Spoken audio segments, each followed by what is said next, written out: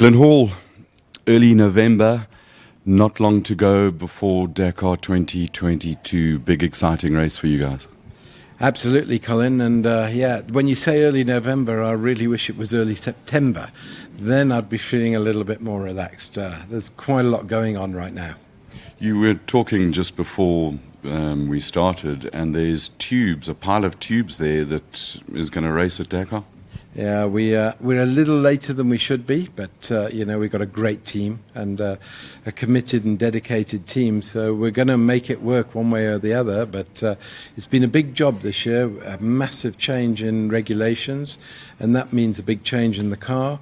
And it took some time to get commitment from the FIA. Having said that, the change that we've seen this year has got to be an all-time record for the FIA, reacting to the dramas that we've had in the last 2 years, which have been all the punctures. So it needed a change in regulations, not only to address the puncture issue, because we could not continue back to Dakar as we were, but also, I think, to reignite the sport in preparation for the new World Championship, which is going to be launched on January the 1st, Dakar being the first event. Mega pressure, mega changes.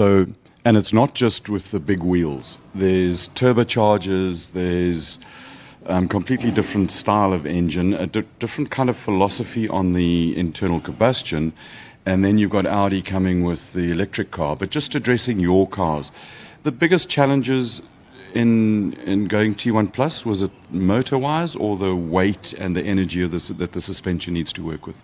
Well, first of all, we did the T1 Plus regulations apply to a turbo car or a V8 because in the regulations you're allowed to use either engine, and they are balanced to what we call a reference curve. And we've actually got one car in Geneva right now, the car that Henk raced in Freiburg. So literally the day we got back, car was stripped and knocked down to fly to Geneva for the final engine homologation, which every person or every team that races a turbo engine has to do. So the T1 Plus regulations are all about adapting the 37-inch tyre. That's the same tyre that the buggies traditionally used, and Michelin were very hard on that, or BFG were really hard on this, to say that tyre can absorb more energy and we're going to have less punctures down the road than we had before, which we obviously need. So in order to do that, we were very much a part of the FIA thinking, and we now created a single platform for all the new green energy, or the T1U as you just mentioned, and the T1 Plus. So part of the directive, or the negotiation, because it was a negotiation in the end, is that you don't want to make every current T1 car, because there's 60 Hiluxes out there around the world, obsolete. So there had to be some balancing to this. The fact that we were very insistent that the T1U, or the green energy cars for the future, use the same platform. That's the 37-inch wheels, the width, the suspension travel, the weight, all had to be the same, so they could only focus, or the FIA controllers could only focus on the engine. So that balance of performance is so tricky, and we see it in GT3 and other track racing, WEC. Now to put that onto dirt with the variables on it, it's a massive job. So if you take one of the variables out of it, it makes it somewhat more manageable. Absolutely. And remember, we had so many more variables in the last 10 years. We had diesel engines which were not controlled. Now in the future, eventually they are going to be controlled in exactly the same way that the turbo petrol engines are controlled. You have to go to the FIA, you have to run to the reference power curve, and believe me, we went there and Tim told me they even 3D mapped the turbine compressor and exhaust wheels. They scanned them, mapped them. And is that the homologated? That's part? The homologated. And then even the spark plug, whatever you run on the dyno at that time is frozen. That is it. So we couldn't even change the spark plugs. The spark plugs that are in the engine are what you have to use. The intercooler size and the boost is measured to within 10 millibars, which for the non-technical people is a very, very small margin. So, and it's also measured, the frequency of it is also Well, inside the Magneti Marella logger that must be on every car that competes in the FIA with a turbo, engine, should we say, the control is there's no place to hide as far as we could see. Certainly, we don't think we're clever enough to hide things in there. So, which was a massive concern last year with ProDrive arriving. But we'd already run our engine on the dyno, so when I saw their boost curve, I knew it was pretty much in the ballpark. So I was a bit more relaxed. And sure enough, the accelerations, which is all we're interested in the Dakar, is make sure the accelerations are similar. But before we had diesel engines which weren't controlled, we had buggies which we thought were far too light originally. When Peugeot came, they couldn't even build a car that survived that. At that weight. Century actually achieved that much better than Peugeot did as regards the minimum weight. So there were a lot of variables, and last year we were extremely disappointed that when we got to the Dakar after having raced in hail, and our car and NASA and the buggy of Carlos and Stefan accelerated at the same rate. Come the race, it was just a non-event for us. They just disappeared down. I mean, NASA was so angry and disappointed, let alone the punctures. This is just straight performance. So you've got the double whammy, you've got the performance, and then you've got the punches. So we've got the regulations through. We agreed, all the teams agreed in record time, and the rules were something that actually we wrote from South Africa 3 years ago as a solution for the future. And you designed your current chassis that it had the possibility of adapting pretty easily to those rules. Yeah, we did. We were so far down the road with our current car, which we called IMA, which is independent mid-engine all-wheel drive code that we leave to the design office guys do.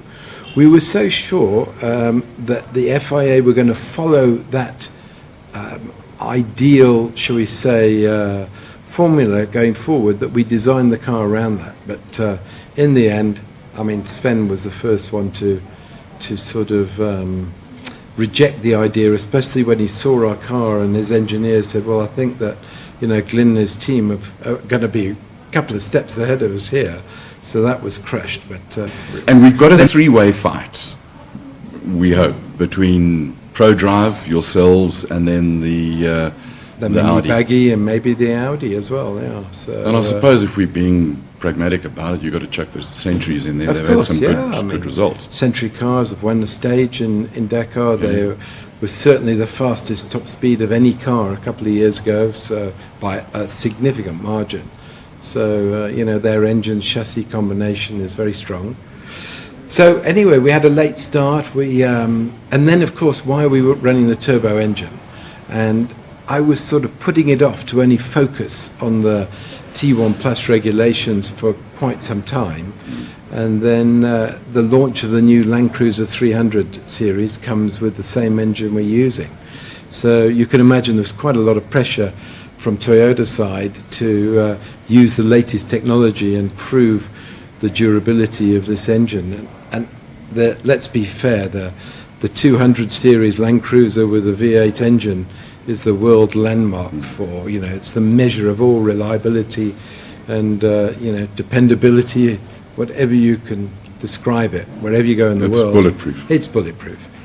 And I must say, so far, the new 3.5 litre V6 has not coughed. We've had one in our test car since June, so Henk drove that in the desert race where we finished it the week before, and we're well over 5,000 Ks now, and the engine appears to be, we're going to pull it apart in a minute and have a look, but we're past the stage mileage for Dakar already, so it is looking like a really tough, strong engine, that's for sure. And clearly, I mean, yes, you'd use a motor specification to satisfy the manufacturer, but racers race with the fastest engine, so there's got to be good performance gains. Well, the engine, to be honest with you, Colin, it's to the reference curve, so which is a V8 power curve on a 37 millimeter restrictor.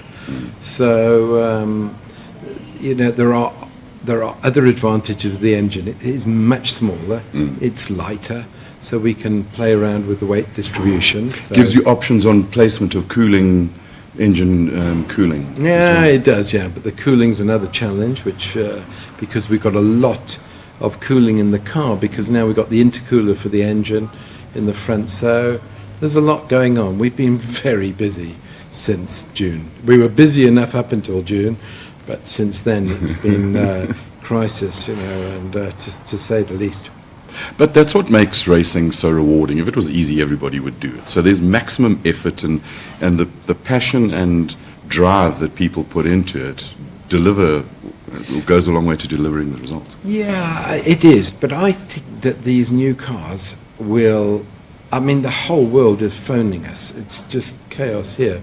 Because I don't think everybody wants the bigger tyre in the car because they think it's faster. They obviously do. But remember, we're carrying 150 kilograms of extra ballast over a current T1 car. Yes, the tyre's bigger. You've got to accelerate and decelerate all of that mass. And you've got to accelerate and decelerate it over the bumps.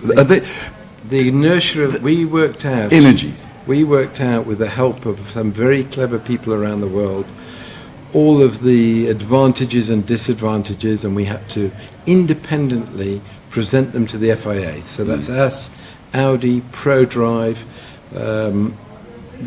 Ford were involved in there at a arm's length from Europe's side, and I'm sure Neil Woolridge from here was putting his input in. But yeah, we measured the inertia of the wheels, and this is the frontal area of the car was a simulation done by Toyota Europe's research and development area over 3 stages of last year's Dakar. So behind the scenes, you have no idea of the scope of the work. And just to push that extra width of the car, a Hilux that is now another 200 mils wider, should we say, and 40 mils taller because the tyres are bigger, is an average of 4.6 kilowatts, I think, which I was quite shocked about. But when we gave the data to the FIA, they actually believed it. So, but it's the acceleration. Just spinning the wheels up. What were the challenges in the suspension and drivetrain with this new car? So in the drivetrain, we decided to approach it really not by making things stronger, but allowing them to flex more. And I mean, I was just talking to Michael downstairs. We've got a task that we've got to do now, and we're busy making things stronger all the time. And now you're actually trying to make them weaker to absorb the peak loads of the new big wheels. Tougher, not necessarily stronger. Yeah, tougher, but you've got to take... we're adding some flexibility along the way. So we did redesign the crown wheel and pinions, front and rear, because I was most nervous about that. And that took 8 months to get the parts. So yeah, you've got to react quickly. And things are happening very fast in Europe, really now, with the COVID.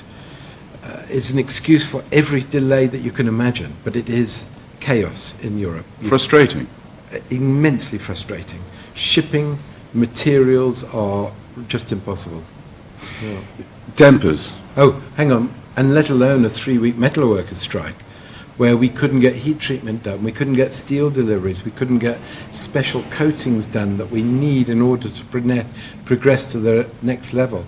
That's 3 weeks gone out of our already... In race car development time, it's ginormous. I mean, even Toyota's production is thousands of cars lost. Not 1,000, thousands of cars lost in production. And you don't get them back. Yeah, not easily. There's not enough hours for it to get our stuff back. Dampers. Yeah, new car, new tyres, new frequency on the tyre.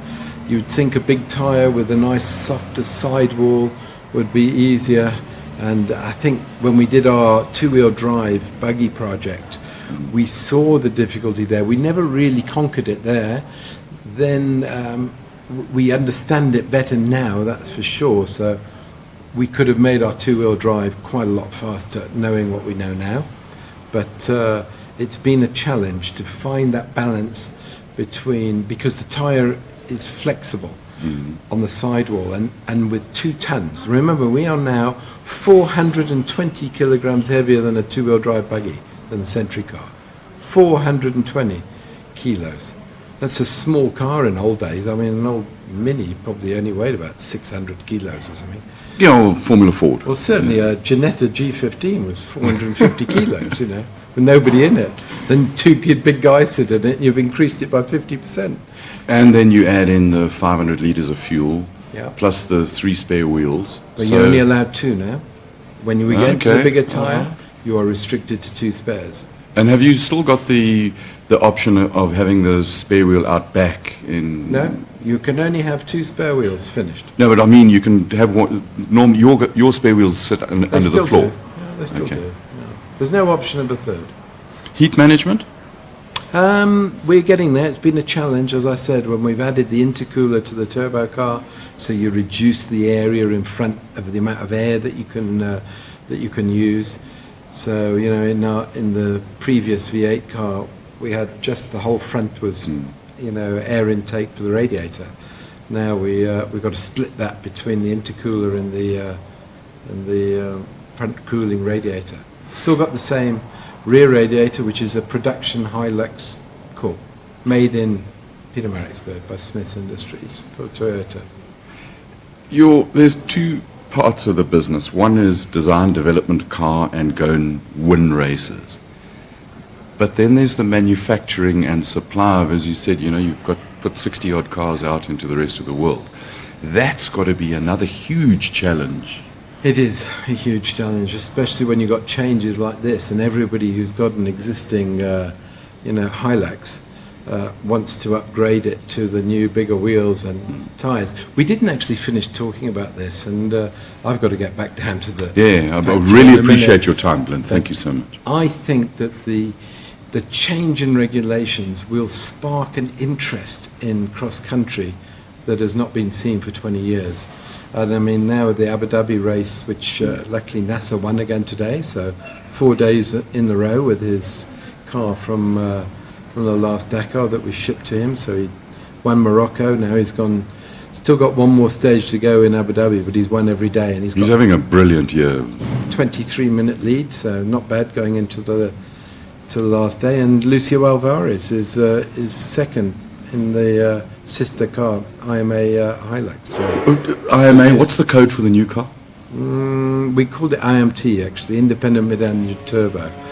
So we didn't want to have more than 3 letters. Okay. So for now, it's sort of happened as a temporary one, but looks like it's stuck. Okay, IMT it is. Yeah. So going back to the explosion of, you really think that this is time for... Everybody loves the look of the new car. They want the bigger tyre. They want something to change. And we've seen Malcolm Wilson walking around in Abu Dhabi. Dave Richards is there. Unfortunately, they lost a car in fire. And when we finished here, I've got a conference call with ProDrive to discuss these issues. There's some 2 cars caught fire in Morocco, so we're kind of responsible on this technical working group to try and make sure that we don't want customers losing cars. Was that during refueling as a function of the new refueling couplings? No, I don't think so. No, there's no new refueling couplings. It's the same. There's a new fuel breather valve that has been fitted in Morocco. And perhaps 2 cars burnt there because of that. We don't really know. Glyn, you said your time is short, and really totally appreciate this. It's a great privilege to just sit and chat. Your wishes, I know what your wishes. You want to win the bloody thing. Your dreams for going into Dakar. You still got a drivers' championship to win in South Africa. But Hank's leading the drivers' championship. Remember, he missed the first race because of his shoulder operation. He's come back in fantastic form. Janelle is in top form driving. And Janelle's got another 2 years left on his contract, so he's passed Dakar 2023, so that's all good news. And Shamir's driving actually very well. He can't wait to get his hands on a T1 Plus because all of his past championships have been in 2-wheel drives with big tyres. So he likes the feeling, and he just can't wait, to be honest. And it's a very different feeling. I was just saying earlier on, the big tall tyre, 400 kilos extra weight, the tyre is the same, so it flexes. So the car's a little bit more lazy, but it's got a little bit more forgiving in terms of hitting stuff next to the road, perhaps. So far, touch wood, we haven't broken anything in transmission, and believe me, NASA tried pretty hard in Namibia. We had a very big test there for 5 days, so we probably tested on roads which were too rough in the end, knowing where we've gone to now. And Janelle's last damper setup that we developed for Freiburg went directly to Abu Dhabi, and Eric van Leeuwen driven the car. NASA drove the car. We did a secret filming session for the Red Bull, should we say, content footage for Dakar, and they were all really extremely happy. So his filming days helped really yeah, well. filming days help well. Yeah. So well, thank goodness we didn't have to fly a car over for that to come back. So you know, and that car's been doing another 2,500 kilometres of its own testing in parallel with us. So all good stuff. Glyn, good luck. Thanks for chatting. Totally appreciate it, and thanks for the insights. We're going to look forward to following this race. Let's see what happens at the end of Dakar, but our target is to try and fill that podium a bit more than we've been able to do. And then colour in the eye on the We haven't got to that yet. Let's just get this stuff done and get out there and try and show the world what we've been doing. Thanks a lot, Glyn.